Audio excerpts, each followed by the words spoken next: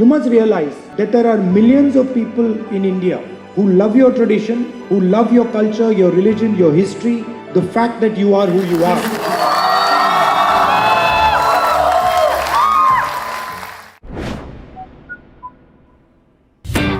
Welcome to Rahul.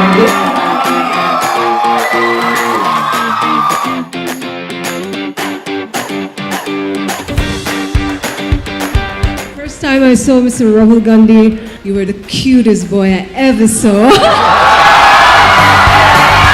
Thank you very much for inviting me here this evening. I have not come here as a professor. I've come here to understand from you what you expect. I've come here to listen to what your concerns are, what your worries are, so that I also have a sense of what the young people of Mizoram are feeling. Now I'm happy to take your questions. My question is, what are your thoughts on implementing common civil code for all citizens of India? What are your views on uniform civil code? There is talk of uniform civil code, but there is no documentation about what this civil code is, about what they are proposing. So until something is on the table, it is very difficult for me to comment on something that is in the air. But I will tell you that I am firmly committed to the idea that we are going to protect your right, your culture, your religion, your tradition. There's no compromise on that. I want to say one thing about this. If you are, for example, in Mizoram, you will think what is happening in Mizoram is very important and what is happening maybe nearby is not so important. But in the 21st century, everything is connected. For example, if global warming is taking place, the problem is actually somewhere else, but it is affecting Mizoram.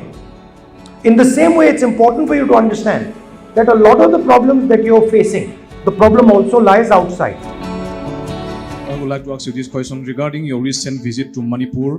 You have seen all the atrocities and the violation of human rights and also the violation of the constitution. That same constitution which your family have been preserving for generations. So can you give me an opinion from your visit, not from a political point of view, but from a humanitarian point of view? If you went to Manipur, there were now suddenly two Manipurs. One Meitei Manipur, another Kuki Manipur. And essentially, it is the result of a particular type of politics. Politics of anger, politics of division. And politics where we are not able to see the similarity between us.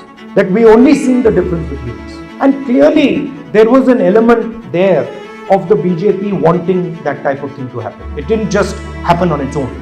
I mean, I'm in shock that the Prime Minister of India has not gone to visit a state which is burning for the last 4 or 5 months. I think there's a space for love in politics. It's a strange thing. The word is never used. Have you ever heard a politician use the word love? Except me. Right? You use it every day. You seek it, you talk about it, but in politics, it's not spoken. So I think that word needs to be introduced into the political language.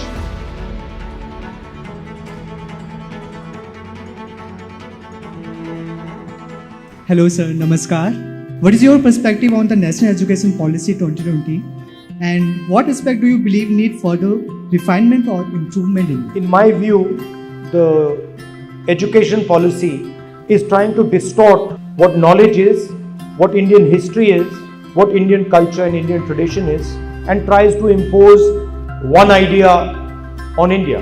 This idea of uniformity, this does not work in India. India is pure diversity. Even if I start talking to you, every single one of you has a completely different view. For example, a very interesting thing, BJP leaders will constantly give speeches about that English is bad. Go to any one of those leaders who are saying English is bad. Every single one of their children goes to an English medium school. Why? Because English allows you to communicate to the rest of the world. And they don't want the poor people of India to communicate to the rest of the world. Right? If that things did not happen, you lost your grandma and your father, do you think that your life, particularly in politics, will be a little bit different than now? Losing my grandmother and losing my father were terrible things. I wouldn't wish it on anybody. but they also made me much stronger than I would have been. So that's sort of the experience. That when you've lost something that is so valuable to you, then you're like, okay, theek hai, I went through such a difficult thing, then what is this? This is nothing. That attitude you get. I must say 3 things. Look, I'm always fascinated by Mizoram when I come here. If you walk in Mizoram, you will find the people nicely walking on the side with you, no pressure. No, what I'm saying is why? Because you have a concept of space of the other person. You have a concept that look, there is another person here and I have to guarantee that person his space. I cannot just go and take his space. Respect that the other person also should have a space, should be allowed to live happily. That is inside your culture deep, that's in your DNA. And that's something that I learned from. And I understand many things from you. It's not just from you, your ancestors, your tradition, your history, the people who came before you. I want to leave you with the idea that we are never ever going to let that be challenged. There's no force on this planet that can suppress your culture, your tradition, your religion. Good evening, sir.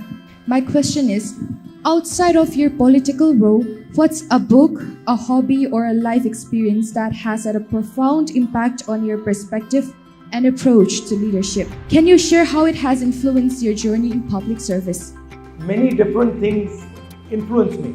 I read quite a lot. I play chess. I do martial arts. I don't sing. I'm not as good a singer as you are.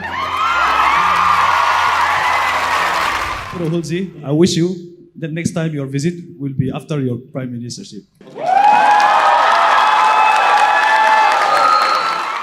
Thank you very much.